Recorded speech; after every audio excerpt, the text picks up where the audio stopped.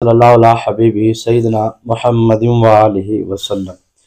तमाम बस को मेरी तरफ से अस्सलामु अलैकुम व रहमतुल्लाहि व बरकातुहू। दुश्मन अगर आपकी ज़िंदगी के अंदर है और आप दुश्मनों से इस हद तक तंग आ चुके हैं कि आप चाहते हैं कि हमें कोई ऐसा अमल मिले जो अमल हो भी आसान और दुश्मन पर कहर बरसा दे, यानी कि दुश्मन पर वो सब वापस पलट जाए और जो आपके साथ वो कर रहा है। अगर आप दुश्मन की जुबान बंदी करना चाहते हो, कोई आपको जुबान से तंग कर रहा है या आपके घर में आपके फसादात डाल रहा है, कोई भी है आपके अजीजों में, अकरबा में, रिश्तेदारों में, कोई भी आपको ब्लैकमेल कर रहा है, कोई परेशान कर रहा है या आप पर तावीज़ात कर रहा है या जादू कर रहा है। अब यहाँ पे देखना ये होगा कि अगर तो आपका नॉर्मल रूटीन में एक आम दुश्मन है, जैसे आप कोई ऑफिस में काम करते हैं, फैक्ट्री में, कारखाने में, ये अमल सब मर्दों खवातीन के लिए, लेकिन समझ समझ के करना है। अब यहाँ पे ये है कि एक आम रूटीन में आपका दुश्मन है, वो आपको जुबान से तंग करता है या आपके खिलाफ साजिशें करता है, मुनाफकत जिसे कहा जाता है, गीबत, हसद, बुग़्ज़ जिसे कहा जाता है। एक तो चीज़ ये होगी। इसके लिए तो आपने नॉर्मल अमल करना है, वो मैं आपको तरीका सारा समझा देता हूँ। ठीक है जी। इसके लिए आपको एक दो शराइत हैं जिस पे आपने अमल करना है और आपने अमल करना है। और दूसरी बात यह है कि अगर आपका कोई दुश्मन ऐसा है जो आप पर बंदिश लगाए बैठा है, आपके कारोबार पे, आपके घर पे, आपकी ज़िंदगी के अंदर, आपकी औलाद पर बंदिश, शादी पे बंदिश, आपके किसी भी मामलात के अंदर वो बंदिश लगाता है या जादू करता है, तो बिल्कुल ज़ाहिर सी बात है, मैं एक लाइन में आपको समझा देना चाहता हूँ न्यू व्यूवर्स के लिए। जो रेगुलर व्यूवर्स हैं उनको तो पता है, क्योंकि मैं बात अक्सर करता रहता हूँ कि अगर आप पर किसी ने बंदिश की है तो इसका मतलब क्या है, आपने ज़रा सोचने की कोशिश करनी है। हम आम रूटीन में पूछते बताते हैं दूसरे लोगों को बड़े फ़ख्र के साथ, बड़े मज़े ले लेके, जी हम पर जादू हो गया, हम पर बंदिश हो गई, ये हो गया, वो हो गया। ये एक जादू बंदिश का लफ्ज़ आम रूटीन में आम खवातीन मर्द इसको बोलते हैं, लेकिन कभी आप इसकी गहराई में गौर करेंगे। एक लाइन आपकी तवज्जो की तलबगार है। अगर आप ये लाइन बोलते हैं कि हम पर जादू है या हम पर बंदिश है, तो मैं हैरान हूं कि आप इसकी काट या इसको तोड़ने के लिए या इसको खत्म करने के लिए बगैर तैयारी के अमलियात कैसे कर सकते हैं। समझने वाली बात यहाँ पर यह है कि जब आपका कोई दुश्मन किसी आमिल के पास जाता है या वो खुद आमिल है, दोनों चीजें होती है ना। बाज दुश्मन ऐसे होते हैं जो खुद दुश्मन आमिल होते हैं, और कुछ लोग होते हैं आपके रिश्तेदारों में से, अकरबा में से, वो किसी आमिलीन का सहारा लेते हैं। तो वो वहां पर जाकर आपका और आपकी वालदा का नाम, यानी कि जिसकी बंदिश लगानी है, तो वो जो आमिल होता है वो शैतानी जिन्नात और शैतानी मुवक्कलात की हाजिरी करता है, क्योंकि वो उसका आमिल होता है। तो उन शैतानी जिन्नात से, मुवक्कलात से वो मदद मांगता है और उनसे वो कहता है कि जाए फलां बिन फलां की बेटी की शादी पर बंदिश लगा दी जाए, यानी कि उसको कोई रिश्ता देखने के लिए ना आए, या फलां बिन फलां जो है उसके कारोबार पर। असल में वहां पर शैतानी जिन्नात बैठे होते हैं। ये मेरी पूरी गुफ्तगू की जान थी, जहां पे आके मैंने अगला मौजू अपना शुरू करना है, या कहारों का वजीफा। अब यहाँ पे ये समझाना मकसूद ये है कि जब आप अमल के लिए बैठेंगे, कोई भी अमल, आप दुश्मन की काट पलट के लिए या आप बंदिश तोड़ने के लिए, एक लफ्ज बंदिश आम है, तो आपको ये ज़हन में रखना होगा कि बंदिश लगाने वाले ने वहां पर शैतानी जिन्नात का पैरा बिठाया है। तो अब आपने शैतानी जिन्नात को उठाने के लिए जब आपने अमल करना है, तो आपको भी ज़ाहिर बात है अमल मुवक्कलाती चाहिए, जो इतने ताकतवर मुवक्कलात हों या इतने ताकतवर वो जिन्नात हों या इतनी रूहानी ताकतवर पावर हो कि वो उनको वहां से जाकर उठा लें। तो सिंपल है, आप सिर्फ या कहारू का अमल करें या बिस्मिल्लाहिर रहमानिर रहीम का अमल करें, कोई भी करें, आउज़ु बिल्लाहि मिनश शैतानिर रजीम का आप अमल कर लें, कोई मसला नहीं है। इनमें इतनी ताकत क्या, अगर आगे 10 गुना भी ज्यादा बंदिश में शैतानी जिन्नात बैठे हो ना, तो इनके लिए मसला कोई नहीं। मसला कहाँ पैदा होता है? मसला यहाँ पे पैदा होता है कि अब आपने देखना है कि आपने अपना हसार लगाया। अब बहुत सारे लोग पूछते हैं जी कि हसार क्या, आप हसार हसार करते रहते हैं, हसार असल में होता क्या है? मैं आपको ना आपकी जुबान में समझाने के लिए आपको समझाता हूँ कि आप साफ मैदान में बैठे हैं, तो जिसका दिल चाहे वो आपको मिल सकता है आके ना, उसको कोई रुकावट नहीं है, परेशानी नहीं है। अगर आप चार दीवारी के अंदर बैठे हैं, यानी कि चारों तरफ से दीवारें हैं, और एक दरवाजा और एक छत है, चाहे वो 2 मरले का मकान है, चाहे 1 मरले का है, चाहे 10 मरले का है। उस मकान के अंदर दाखिल होने के लिए किसी भी अजनबी को या किसी भी जानने वाले को दरवाजे पर दस्तक देनी होगी, आपकी इजाजत से वो अंदर आएगा। इसको हसार कहते हैं।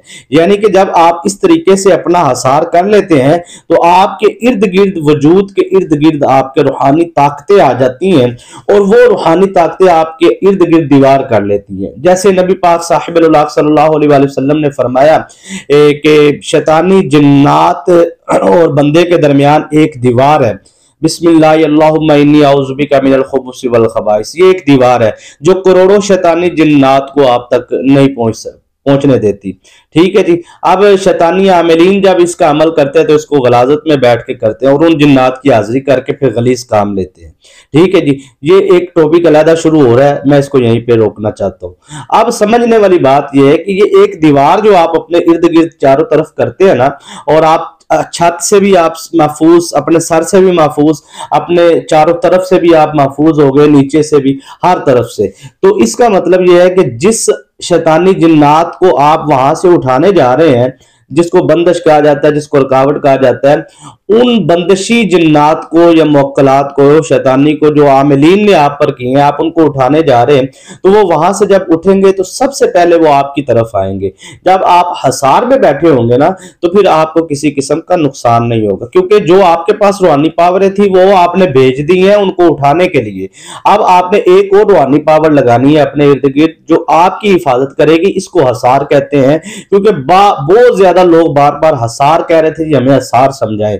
मैं इसलिए कहता हूं कि आप जो रेगुलर व्यूअर्स हैं उनके लिए मैं ये बातें, क्योंकि नई बातें मैं समझाने की कोशिश कर रहा हूं तो इसलिए उनके लिए ये नहीं होंगी, तो मैं कोशिश कर रहा हूं कि इनको आज वजाहत से बयान कर दें। क्योंकि सूदक के बारे में भी 1-2 सवाल है, मैं 2-3 चीजें आज वजाहत से बयान करने वाला हूं ताकि आपको बिल्कुल खोल के, ताकि आगे फिर रूटीन में ये लफ्ज बोले जाते हैं तो आपको बार बार ये सवाल ना पूछना पड़े। तो इसलिए कोशिश किया करें कि आप साथ जुड़े रहा करें, ताकि आप थंबनेल पे देखते हैं कि ये अमल है तो ये नहीं देखते कि अंदर गुफ्तगू क्या है, आप गुफ्तगू देखा करें। जो बाहर थंबनेल पे अमल लिखा है, हर थंबनेल पे तो नहीं लिख सकते रजत हसार ये वो, तो इसलिए मौके की मुनासबत से सवालों के जवाब हम देते रहते हैं। अच्छा जी, अब आपने हसार अपना कर लिया। यहाँ पर समझने वाली बात यह है कि एक खातून या एक मर्द अपना अमल करता है इस वजह से कि मैं उन शैतानी जिन्नात को उठाऊं वहां से। अब सोचने वाली बात यह है कि मैं आमिलीन की दुनिया की बात कर रहा हूँ, आमिलीन की, आम बंदे के लेवल से बहुत ऊपर है। अगर आप समझने की कोशिश करेंगे तो कुछ ना कुछ आपको समझ भी आ जाएगा। मैं इतना आसान करके समझाऊंगा कि शायद सबको समझ आ जाए। बहरहाल मैं कोशिश करूंगा बिल्कुल आसान करके। अब यहां पे ये है कि जब वो शैतानी जिन्नात वहां से उठेंगे तो सबसे पहले वो आपकी तरफ आएंगे।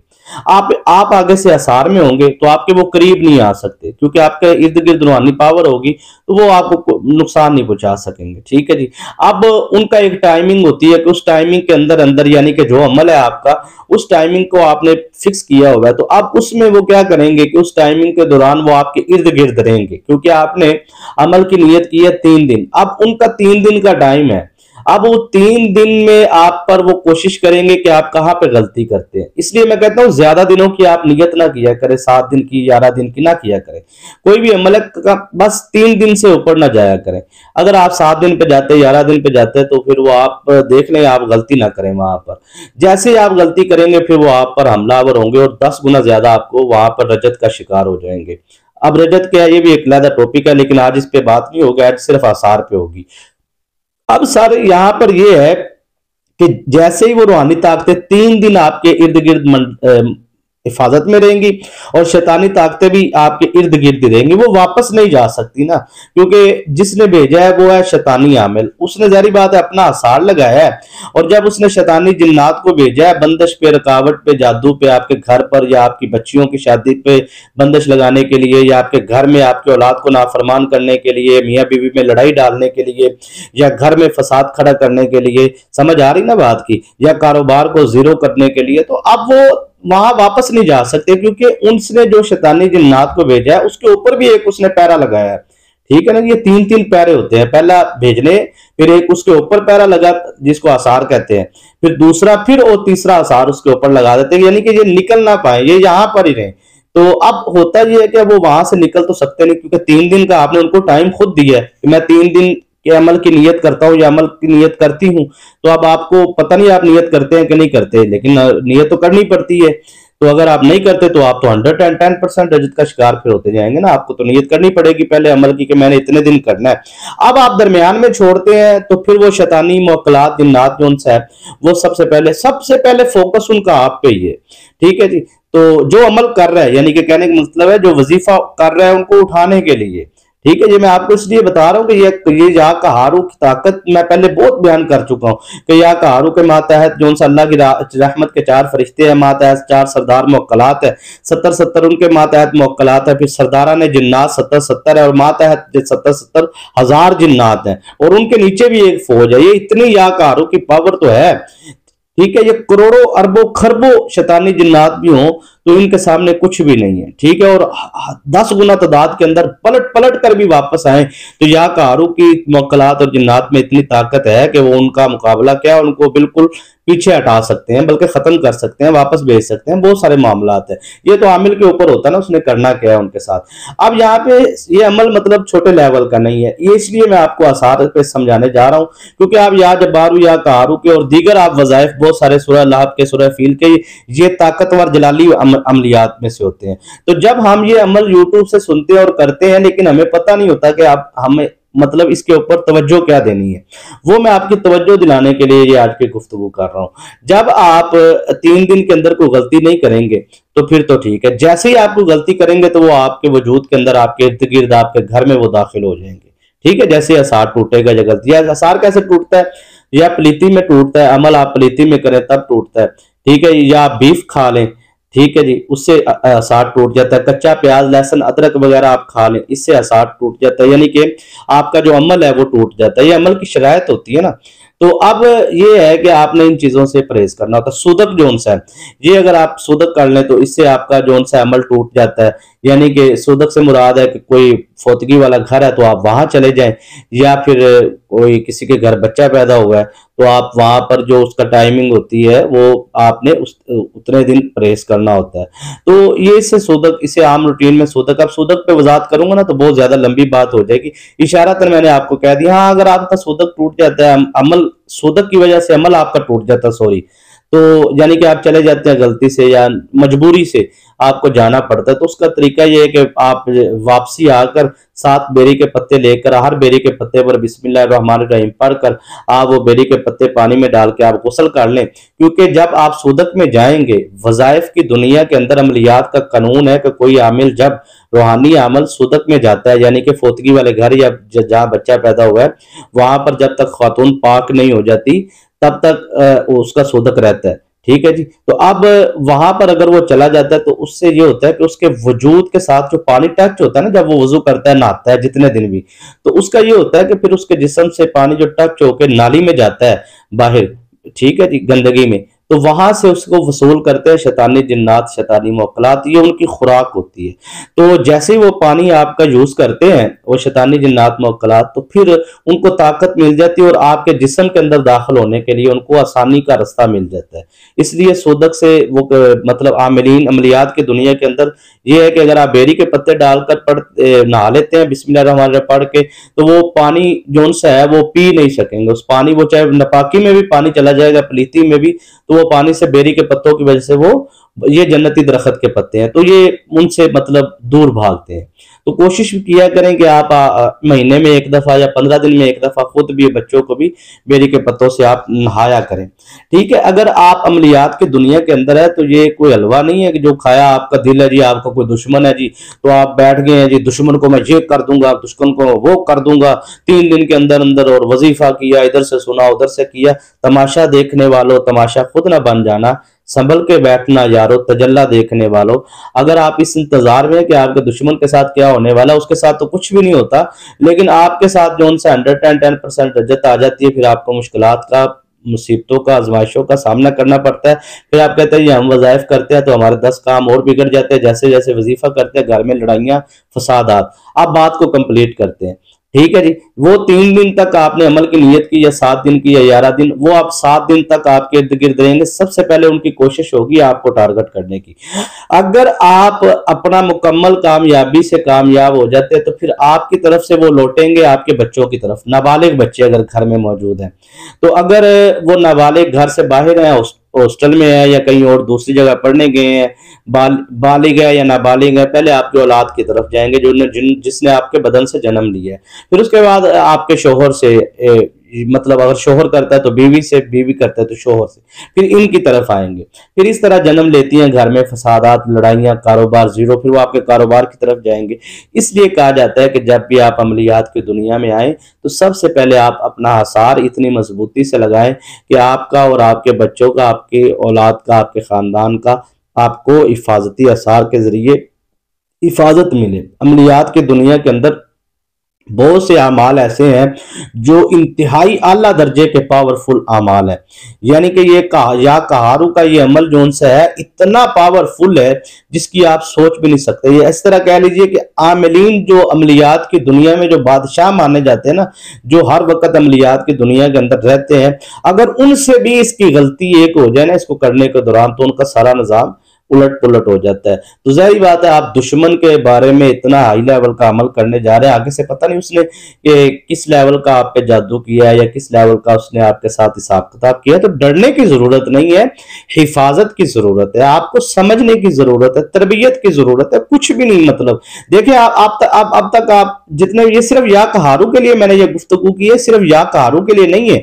आप या रज़ाकू का अमल करें, या वदूदू का आप अमल करें, कोई भी आप अमल करते हैं सर, हर अमल के लिए, चाहे आप रिज़्क के लिए करते हैं चाहे कर्ज के लिए। देखें इस चैनल पर अल्हम्दुलिल्लाह हर टॉपिक पर वीडियो मौजूद है, हर मौजू पर। आप रिज़्क में बरकत के लिए अमल करना चाहते हैं, कर्ज से निजात के लिए करना चाहते हैं, शादी की बंदिश को तोड़ने के लिए करना चाहते हैं, मोहब्बत की शादी के लिए करना चाहते हैं, हर मौजू के ऊपर मैंने 3 से 4 वीडियो बनाई। और मेरा चैनल फ्रीज रहा है पूरा साल, शायद आप तक वीडियो ना पहुंची हो, उन पर 200 300 400 व्यूवर्स होंगे, इससे ज्यादा नहीं होंगे, क्योंकि वो पूरा साल मुसलसल वीडियोस अपलोड होती रही है। लेकिन मैंने हर टॉपिक पर मौके को गनीमत जानकर मैंने कहा ठीक है जी, लेकिन मैंने हर टॉपिक पर वीडियो बनाई। आप देखें हर मौजू पर आपको इस चैनल पर वीडियो मिलेगी। आप तसल्ली से कोशिश किया करें, वज़ाइफ करने से पहले अपनी आप रूहानी तरबियत की तरफ तवज्जो दें। आपको सिंपल सिर्फ वज़ाइफ चाहिए तो वो भी आपको इधर मिल जाएंगे, नीचे आप जाएं वीडियो लिस्ट में, तो आपको तो तरबियत भी साथ साथ जरूरी है, क्योंकि बहुत सारे पाकिस्तान में, इंडिया में, नेपाल में, पूरी दुनिया में, अल्हम्दुलिल्लाह यूरोप में उर्दू समझने वाले जो लोग हैं वो बहुत सारे कसीर तादाद के अंदर शागिर्दी में भी हैं, रूहानी निस्बत में भी है। तो मैं कहता हूं कि आप रूहानी निस्बत कायम किया करें कहीं ना कहीं जहां भी आपको। तो आप दुश्मन को खामोश करवाना चाहते हैं या फिर आप दुश्मन को जो भी आप चाहते हैं, देखिए खत्म करना चाहते हैं, खामोश करवाना चाहते हैं, जो भी है वो आपका दुश्मन। देखिए आप जाहिर बात है इस लेवल का अगर अमल कर रहे हैं तो आप दुश्मन के पता नहीं कितने हुए सताए हुए हैं। यकीन मानिए ऐसे ऐसे जालिम लोग हैं, ऐसे ऐसे जादूगर जालिम रिश्तेदारों में से होते हैं, अपनों में से, घरों में से, उनको बिल्कुल रहम नहीं आता। मियाँ बीबी की हस्ती बस्ती जिंदगी, खुशी वाली जिंदगी पर देखे क्यों जादू हो रहा है, मुझे बताएं। उन्होंने दोनों ने क्या बिगाड़ा है? सिर्फ हसद कि इसने मेरी बेटी का रिश्ता क्यों नहीं लिया, इसने मेरे बेटे का रिश्ता क्यों नहीं लिया, इसने मेरे खानदान में क्यों नहीं किया, इसने जनाब ये इसके पास पैसा बड़ा है, ये दोनों खुश क्यों हैं, इनके पास जनाब ये इज्जत से जिंदगी क्यों बसर कर रहे हैं, इसकी औलाद ताबेदार क्यों है। ये नफरत के यही सबब है ना कि इसका बेटा जो उनसे है वो इतना ताबेदार क्यों है, इसकी बेटी इतनी नेक क्यों है, कारोबार में क्यों नहीं है। ठीक है जी, इनका कारोबार जो उनसे है वो जवाल पजीर होना चाहिए, इतना रूज में, इतना तरक्की में क्यों है जी। देखे उसकी मेहनत है। अगर मियाँ भी, नबी पाक सल्लल्लाहु अलैहि वसल्लम की हदीस मुबारक भी है कि सरकार फरमाते हैं कि अल्लाह सबसे ज्यादा उस वक्त नाराज होता है जब दो मियाँ बीवी हंसते बसते उनमें जुदाई डाल दे कोई बंदा, अल्लाह उस बंदे से नाराज होता है। और यहाँ पर हजूर की दूसरी हदीस मिलती, सरकार फरमाते हैं कि शैतान उस वक्त सबसे ज्यादा राजी होता है जब मियाँ बीवी में जुदाई होती है। तो ये आप देखें इस लेवल पर अगर आप अमल करते हैं तो आप किसके पैरोकार हैं, किस तरफ जा रहे हैं। तो अगर कोई इतना जालिम दुश्मन आप मजबूर हो चुके हैं कि वो बाज ही नहीं आ रहा, तो फिर आपने मेरे बताए गए तरीके के मुताबिक मुकम्मल हिफाजत के साथ अमल करना है। मैं 110% लिख के दे देता हूँ, गारंटी दे देता हूँ कि आपने मेरे बताए गए अमल को, मेरे बताए गए तरीके के मुताबिक आपने अमल किया, कामयाबी तो 110% आपको मिलेगी, जरूर मिलेगी। ठीक है जी, ये मैं लिख के दे देता हूँ। लेकिन आपको नुकसान भी नहीं होगा, रजत भी नहीं होगी, आप मुकम्मल हिफाजत में रहेंगे। इसलिए मैं बार बार कहता हूँ किसी एक जगह पे आप अपनी रूहानी निस्बत कायम करें। रूहानी निस्बत का यही होता है, आप किसी से मोहब्बत करते हैं, आप किसी को सुनते हैं तो ठीक है, सिलसिला आप अपना जारी रखें। तो ये वक्ती तौर पे मोहब्बत नहीं होनी चाहिए। देखिए कोई भी अगर वीडियो बनाता है, मैं ही ले ले, कभी तबीयत ठीक होती है, कभी बात ऊपर हो जाती, कभी नीचे, यानी कि कभी पूरी बात नहीं समझा पाते, तो इससे ना आप दिल ना छोटा किया करें। आपकी जो डिमांड है वो रख दिया करें कमेंट्स में, नेक्स्ट लेवल पे आपको वो आपकी डिमांड पूरी कर दी जाती है। लेकिन थोड़ा सा आप इंतजार भी किया करें, जहाँ पे मोहब्बत हो वहां पर वो क्या कहते हैं, इम्तिहानात वगैरह नहीं लिए जाते। तो अगले को भी थोड़ा सा रिलैक्स होने का टाइम मौका देना चाहिए। आज मैं आपको दुश्मन पर कहर बरसाने के लिए या कारू का ये अमल जो देने जा रहा हूँ, इंशाल्लाह इससे आपका दुश्मन जो सा उसकी जुबान बंदी भी होगी और जो आप चाहते हैं। अब यहाँ पर समझने वाली बात यह सबसे पहली बात है कि जिसने इस अमल को करना है, पहली चीजें दो तीन है वो समझनी है। सबसे पहली बात है कि नीयत कब करनी है, कैसे करनी है, ये मैं आपको समझाने जा रहा हूँ। दूसरी चीज होती है टाइम टेबल। टाइम आपने आगे पीछे नहीं करना, टाइम आपका आपने नोट कर लेना है। ये अमल आपने इशा की नमाज के बाद करना है, 2 रकअत नफल नमाज सलातुल हाजात अदा करके। अब आप रात को 9:10 पे अमल पे बैठना है आपने, तो अगले दिन भी 9:10 पे बैठना है, तीसरे दिन भी आपने 9:10 पे बैठना है। अब आपको लगता है कि दुश्मन का काफी हद तक मामलात जो उनसे है वो आप कामयाब हो गए, तो अब आप चाहते हैं मजीद कामयाबी के लिए, तो आपने एक दिन का वक्फा करना है, फिर 3 दिन करना है अमल। समझते जाइएगा या लिख लीजिएगा, बार बार ना पूछिएगा। अब मैं पूरा तरीका समझा रहा हूँ ना, इसलिए मैं कह रहा हूँ कि मेहनत कर रहा हूँ तो आप फिर लिख लीजिए। अब वीडियो कई लोग ऐसे होते हैं शहनशाह, वो ना आते हैं वजीफा सुनते हैं, आधा सुना और नीचे कमेंट में आ गए जी, और उसके बाद उनके पास अगर कहीं से राब्ता हो तो वो राब्ते के साथ फिर तंग करना शुरू कर देते, वही चीज पूछ रहे होते हैं जो वीडियो के अंदर बताई जाती है। तो रिक्वेस्ट है आपसे कि मैं जब पूरा समझा रहा हूं तो आप समझे ना, टाइम आपने वही रखना है 3 दिन। अब इसमें यहाँ पे जो चीज लाजमी हिस्सा है ना, वो ये है इस अमल की, जो जान जिसे कहा जाता है, शर्त जिसे कहा जाता है, शर्त अव्वल और आखिर, पहली और आखिरी शर्त वो ये है कि आपने 3 दिन अमल करना है और तीनों दिन ही आपने इसका सदका देना है। ठीक है जी। तो अब आगे चलते हैं जी। आपने एक दिन वक्फा करना है, फिर आपने 3 दिन करना है। इस तरह आपने एक दिन का वक्फा रख के आपने 3-3 दिन अमल करते रहना है। ठीक है जी। वक्फा क्यों करना है? ताकि आपका अमल चिल्ला ना बन जाए, अमल में अमल ही रहे ना आप। तो आगे आपने जो उनसे है वो बीफ टीक खाना है, परहेज करना है। तो अगर आप पर आपको लगता है कि आप पर जादू है, अगर आप जादू की काट करने जा रहे हैं, ठीक है जी, शैतानी अमलियात की काट करने जा रहे हैं, इस अमल से हो सकती है। ठीक है जी। और इसी तादाद से जो मैं बात तादाद बता रहा हूँ आपको, तो या दुश्मन के हवाले से, तो अगर आपको लगता है कि आप पर शैतानी जिन्नात या किसी ने आप पर मुसल्लत किए हैं वजूद के अंदर बाहर, तो फिर आपने क्या करना है कि आपने अमल शुरू करने से एक दिन पहले परहेज शुरू करना है। कच्चा प्याज, लहसुन, अदरक वगैरह भी आपने नहीं खाना, और किसी किस्म का भी आपने गोश्त नहीं इस्तेमाल करना। अलगर्ज के अंडा और मछली भी आप इस्तेमाल नहीं कर सकते। ठीक है जी। और मियाँ बीवी शादीशुदा तो परहेज करना है जी अजवाजी मामलात में। तो इशारा काफी है जी। आगे आपने सर क्या करना है कि आपने वजू जो सा है वो इस अमल के लिए लाजमी हिस्सा है। अगर अमल के दौरान वजू टूट जाता है आपका, तो आपने दोबारा जाना है और वजू करना है, फिर आपने शुरू से ही अमल शुरू करना है। अमल के लिए आसार लाजमी लगाना है। पहले कैसे लगाना है वो मैं आपको समझा देता हूँ। अपना आसार, अपनी फैमिली का, अपने बच्चों का, अपने घर का आसार कैसे लगाना है मैं तफसील से समझाऊंगा, और 2 मिनट के अंदर अंदर सिर्फ आपने तवज्जो से समझना है।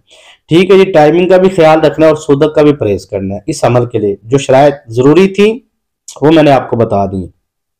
अब 2 चीजें रह गई, आसार कैसे लगाना है, नीयत कैसे करनी है, किस टाइम पे करनी है। याद रखिएगा कोई भी आप अमल करते हैं, चाहे वो रिजक के लिए, चाहे वो कर्ज से निजात के लिए, चाहे वो बरकत के लिए, चाहे वो बंदिश को तोड़ने के लिए, चाहे वो मोहब्बत के लिए, चाहे वो जोन सा कोई भी मकसद है, दुश्मन से कोई भी, याद रखिएगा नीयत पहले नहीं करनी।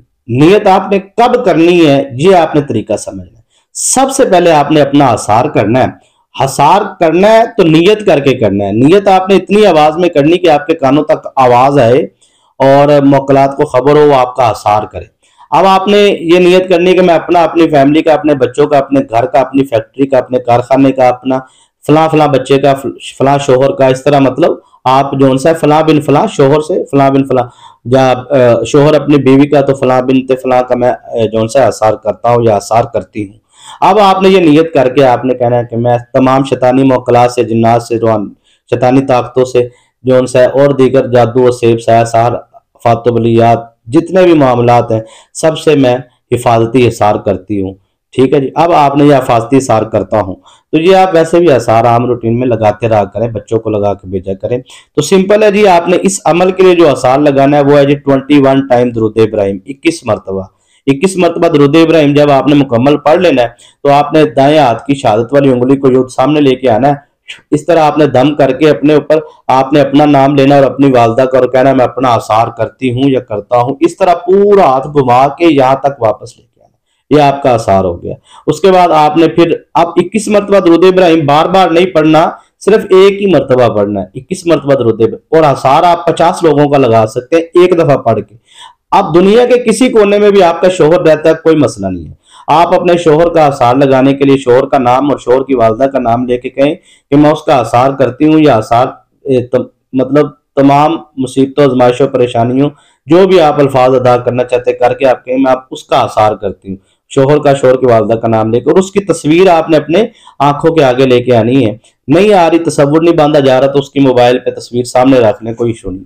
अब आपने उसका चेहरा देख के तो जचे हुए तस्वुर बांध के आपने पूरे वजूद का इस तरह फिर आपने आंखें बंद करके उसका आसार करना है। वो चाहे घर में है चाहे घर से बाहर है, चाहे दूसरे मुल्क में, आप आसार कर सकते हैं अपने घर में बैठे। इसी तरह फिर आप अपने बच्चों का, फिर अपने घर का, फिर अपनी फैक्ट्री का, अपने कारखाने का, ये आप आसार करके फिर आप अमल किया करें। चाहे कोई भी आप छोटे से छोटा अमल करें या बड़े से बड़ा, तो इससे आपको ये होगा कि आपको रजत नहीं होगी, आपको वापसी पलट नहीं हो। रजत हमारा रजू होता है ना, यानी कि जो चीजें जो वापस आ जाए, यानी कि जहां पे आप अमल कर रहे हैं जिनके लिए शैतानी जिन्नात मुवक्कलात को उठाने के लिए, जिस मकसद के लिए भी, तो वहां पर मौजूद अगर कोई शैतानी चीजें हैं तो वो वापस अगर आपकी तरफ आ जाएं और आप तक पहुंचने में कामयाब हो जाए, इसे रजत कहा जाता है। आसान तारीफ इसकी ये, वैसे मैं इस पे कई घंटों गुफ्तगू कर चुका हूँ और 2 साल से मुसलसल इस चैनल पे मैं बात कर रहा हूँ रजत के ऊपर।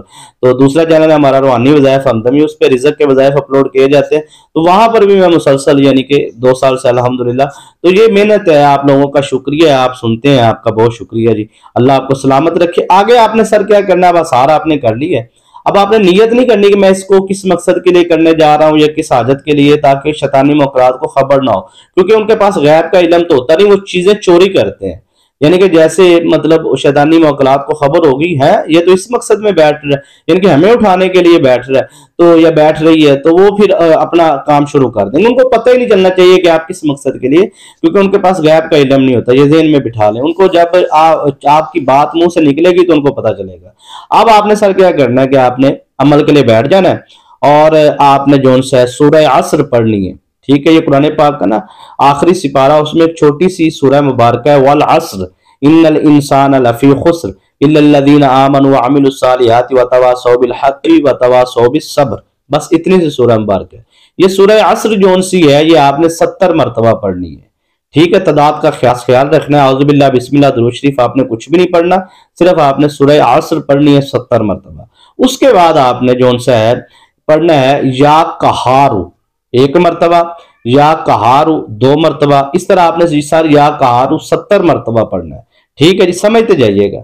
ठीक है, या कहारू आपने 70 मरतबा पढ़ना है। पहले आपने पढ़नी है सूरह असर 70 मरतबा, फिर या कहारू आपने 70 मरतबा पढ़ना है। तादाद का ख्याल रखना है। उसके बाद आपने क्या करना है, पहले आप एक बात समझ लीजिए, जिसने वीडियो स्किप करके देखी है, भगा भगा के वीडियो देखी है, उसको कोई मेरी तरफ से इजाजत नहीं, दिल से रूहानी इजाजत उस व्यूअर्स के लिए जिसने पूरी वीडियो देखी और वीडियो को लाइक किया है। देखे, जब आप पूरी वीडियो देखते हैं ना तो आपको पूरी बात की समझ आती है ना, तो आपको जब पूरी बात की समझ आ जाएगी तो फिर आपको अमल करने के बाद नुकसान नहीं होगा, फायदा होगा आपको। तो इसलिए आप कोशिश करें कि जिसको भी आप सुनते हैं पूरा सुना करें और फिर फैसला कर लिए करें भी यहाँ पे रहना है कि नहीं रहना। भैया आपको लगता है कि आप मेरे साथ 27 मिनट से हैं या 26 मिनट से हैं मेरे साथ आप, तो आपको लगता है कि मैंने आपका टाइम जाया किया है, तो फिर आप बिल्कुल आपको इजाजत है। और अगर आपको लगता है कि मैंने आपकी टाइम की कदर करके कुछ जरूरी मालूमात आप तक पहुंचाई है, बगैर वाकयात के, बगैर किसी कहानियों के, बगैर इधर उधर के, टू द पॉइंट बात की है, तो आपको बनता है फिर आप वीडियो लाइक भी करें और कमेंट में हौसला अफजाई भी करें। तो ये बड़े दिल वाले लोगों का काम होता है, ऊंचे लेवल के लोग होते हैं, खानदानी। तो मैं इज्जत करता हूँ सबकी। अब सारा आपने जो सा है वो आसार करना है, पहले वो सारा मैंने बताया कैसे करना है। फिर सूरह असर पढ़नी है 70 मरतबा, समझते जाइएगा। फिर आपने या कहारू पढ़ना है 70 मरतबा। उसके बाद लास्ट में आपने फिर जो सा 21 मरतबा दुरूद इब्राहिम पढ़ के अब आपने पानी पर दम करके वो पानी आपने थोड़ा सा अपने चेहरे पर, सर पे और पानी पी लेना है। पानी बचाना नहीं है, ये बात ज़हन में रख लिए, थोड़ा सा भी पानी आप नहीं बचा सकते। और वो जो पानी आपने दम किया ना सर, वो पानी जो सा है वो आप किसी और को पिला भी नहीं सकते। यानी कि होता है ना शोहर को पिला दो, बच्चों को पिला दो, नहीं। यानी कि आप में अमल, आपका एक सिस्टम चल रहा है ना वो अमलियात में, तो इसमें ये होगा कि आपकी सेफ्टी इसी में है कि आप वो पानी खुद पिए और उसमें आपका वजूद के अंदर का आसार लगे ताकि आप बिल्कुल महफूज हो जाए। उसमें ये होगा कि आपने जो सा ये अमल करना है। अब सर आपने जब पानी पी लेना ना तो फिर आपने नियत करनी है, ये सबसे एंड में नियत होती है। यानी कि आपने, ताकि वो शैतानी जिन्नात जो इतनी लंबी मैंने आपको गुफ्तगू सुनाई है वो वापस आपके वजूद में ना दाखिल हो सके, या आपके घर में या आपके जिस्म पे या आप पर टारगेट ना कर सके वो शैतानी जिन्नात मुवक्कलात। और जब पानी पी लेंगे आप तो अब आपका अमल हो गया मुकम्मल और सारी रूहानी ताकत आपके पास है। अब आपने नियत करके उस सारी रूहानी ताकतों को आपने भेजना है उस बंदे की तरफ जिसकी जुबान बंदी करना चाहते हैं, या जिस बंदे ने आप पर अमलियात किए उस पर पलटना। इससे आपकी और आपकी फैमिली महफूज रहेगी। अब आपने नियत करनी है कि मैं नियत करता हूं या मैं नियत करती हूं कि मैंने आज का ये अमल, रूहानी अमल, सूरह अस्र या कहारू का अमल जो मैंने किया है, सूरह अस्र की रूहानी ताकतें, मुवक्कलात और जितनी भी रूहानी ताकतें, आप रूहानी ताकतों का लफ्ज बोलें तो जो आमिल होते हैं उनको तो इनके जिन्नात का भी पता होता है, उनके नामों का भी पता होता है, तो वो तो उनके नाम ले लेकर उनकी ड्यूटियां लगाते हैं ना। तो अब आपने सिर्फ रूहानी ताकतें कहना है। अब मैं वो नाम बताना शुरू करूंगा ना तो फिर 30-40 मिनट आगे चले जाएंगे हम। अब यहाँ पे हम कंप्लीट करने वाले हैं। तो अब आपने नियत इस तरह करनी है, दोबारा समझिएगा कि नियत करता हूं मैं या नियत करती हूं मैं। अब ये याद रखिएगा इस अमल को 20 साल से कम उम्र वाले बिल्कुल ना करें, ठीक है जी। 20 साल से उम्र के ज्यादा लोग शादीशुदा, गैर शादीशुदा कर सकते हैं, लेकिन मुकम्मल समझ के। अब आपने जो उनसे है इस अमल को करने के लिए नियत कैसे करनी, मैं नियत करता हूं या मैं नियत करती हूं इस अमल को, इस अमल की सूरह अस्र और या कहारू की जो रूहानी ताकतें यहाँ पर मौजूद हैं, ठीक है जी। मैं चाहता हूं या मैं चाहती हूं कि फला बिन फला या फला बिनते फला, अगर औरत है तो औरत का और औरत की मां का नाम लेना है, फला बिनते फला।